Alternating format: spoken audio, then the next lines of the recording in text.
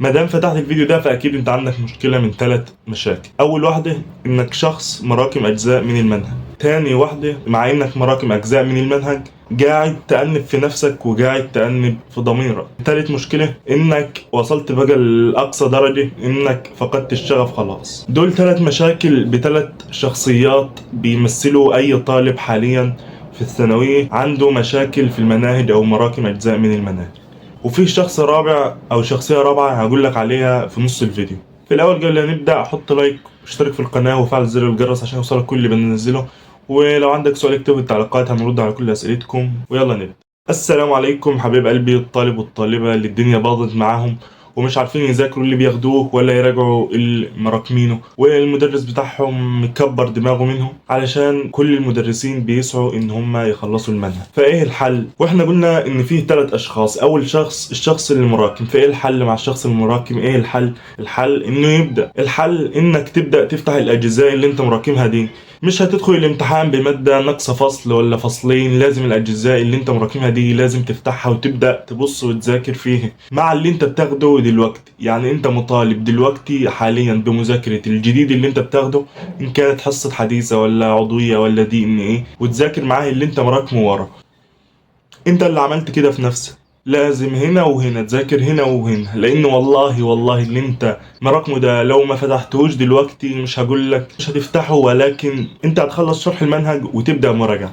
لو مع نفسك، لو هتراجع مع نفسك مش هتراجع مع مدرس، فانت هتتأخر جامد في الحل. على ما تبدأ تحل هتتأخر شوية على ما تذاكر اللي انت مراكمه ده. اما لو مع مدرس، فلو انت مراكم فصل مثلا هتذاكر الفصل ده على 5 مرات او هتراجعه على 5 مرات. هتروح حصة المراجعة للمدرس هيشرح لك على مرة واحدة بس. حصة المراجعة اللي بعدها هيشرح لك فيها فصل جديد، مع انك مراكمه هيبقى ده جه على ده. فايه كل سنة وانت طيب. اما ايه دلوقتي فاضل على ما المناهج تخلص شهر ونص، شهرين بالكتير.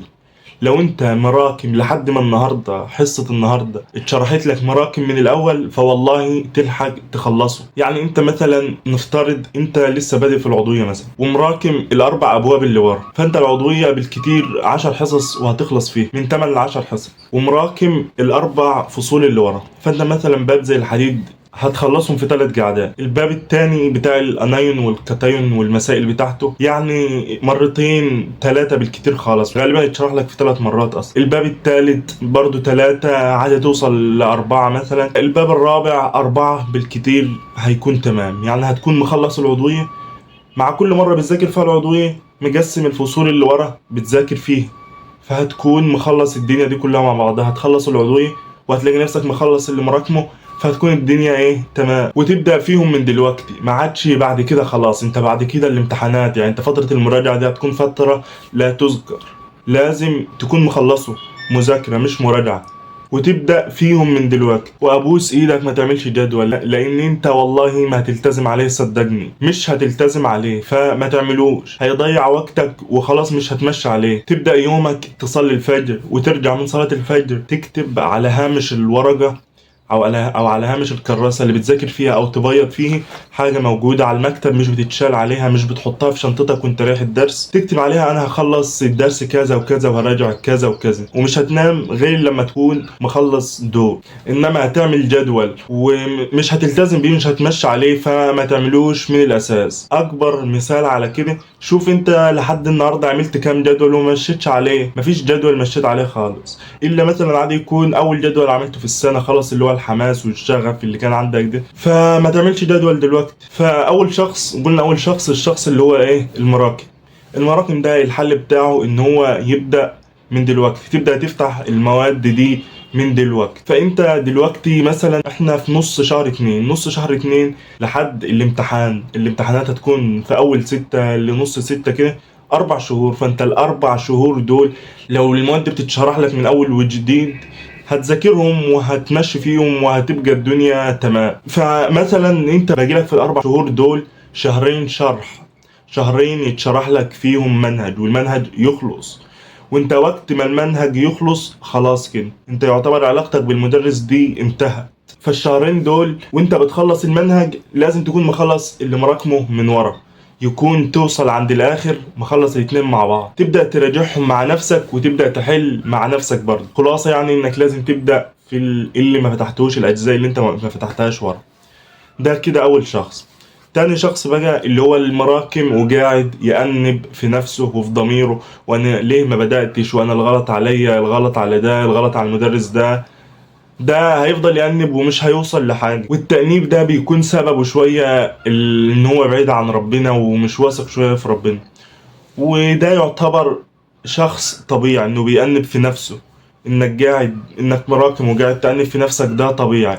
انما اللي مش طبيعي هو الشخص الرابع اللي هو مش بيأنب في نفسه، مراكم ومش بيأنب في نفسه وضميره ميت خالص وعلى قلبه زي العسل. ده عايز له شهر كامل تفوق فيه وتصحصح فيه.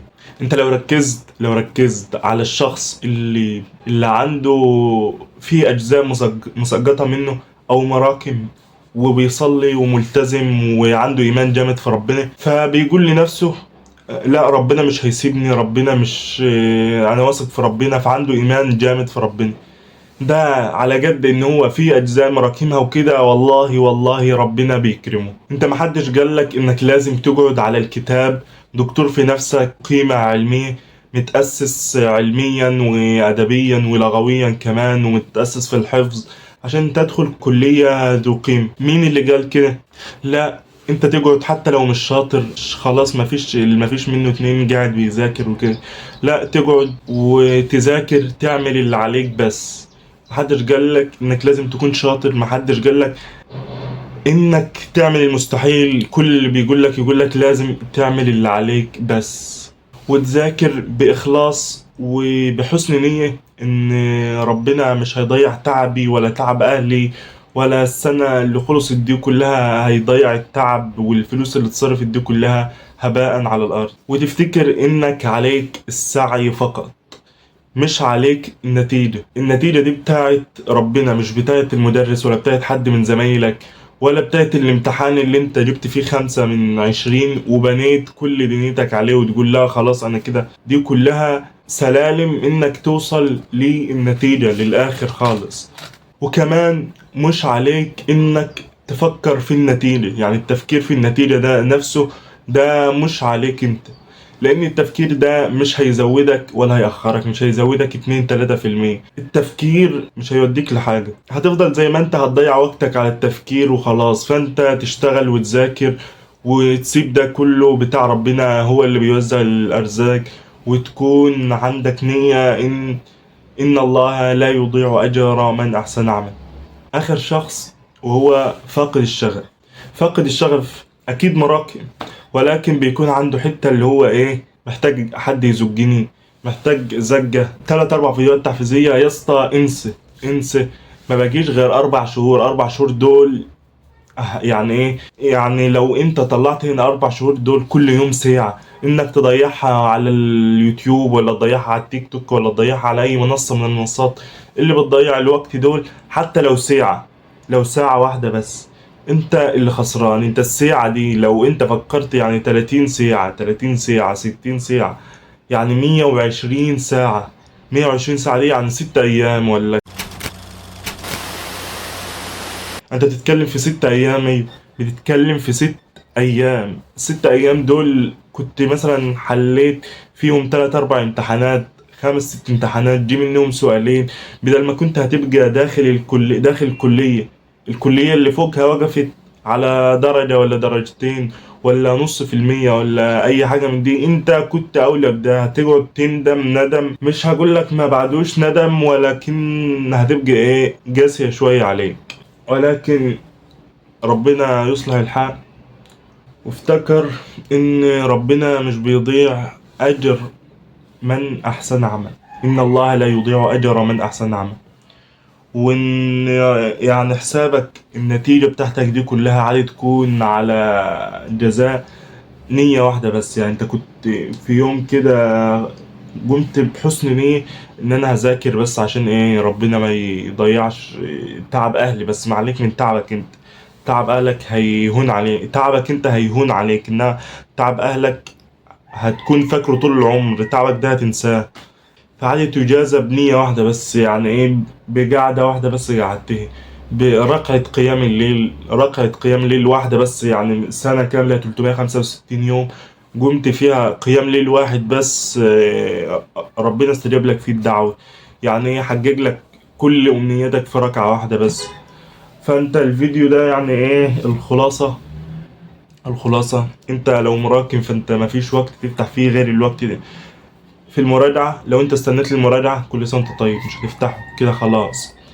المراجعة بيكون فيها أفكار جديدة تانية، انت اللي انت خدته ده المنهج كله اتشرح لك، وده هتكون الصدمة لما تحضر مراجعة على أي منصة ولا على اليوتيوب ولا في السنتر، وتلاقي أفكار جديدة لازم تطبق عليها وتذاكرها، تذاكر الفكرة دي. فدي هتكون هي الصدمة، فانت لازم تفتح اللي ما فتحتوش ده، لازم ايه يتفتح دلوقتي. وافتكر انك عليك السعي بس، لا عليك النتيجة ولا التفكير في النتيجة. وبس بقى ايه، قوم عيد حساباتك في الاجزاء اللي ما فتحتهاش دي و... ويا رب الفيديو يكون عجبكم. وان شاء الله كل يوم تلات انزل فيديو لحبايبنا اللي في السنة. وبس كده، متنساش بقى تحط لايك، تشترك في القناة لو مش مشترك، فعل زر الجرس عشان يوصلك كل اللي بننزله. وطبعا كل شهر هننزل فيديو نرد فيه على كل التعليقات، فانت لو عندك تعليق اكتبه وان شاء الله بنشوف كل التعليقات. وبس كده، سلام.